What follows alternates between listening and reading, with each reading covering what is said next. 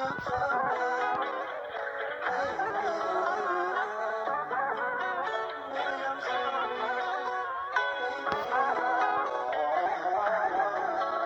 kung ano ang nagawa ko, di ko naman sinadya yun. Para naman laging bago, sabi ko na biro lang yun. Ano ba yan? Sige na, kasalanan ko na naman. Ano ba bang kailangan kong gawin para lamang kausapin mo? Huwag mo naman sana akong gantuin. Di mo lang alam na sasaktan mo din ako.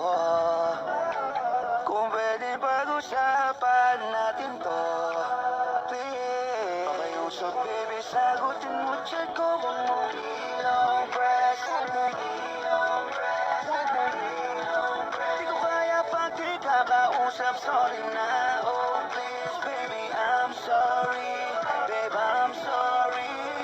Walang wala nang saysay, hindi tatanggapin. Sana naman magawa mag-reply, lahat aking gagawin. Kasi ngayon ko lang naranasan, matakot sa'yo't malito.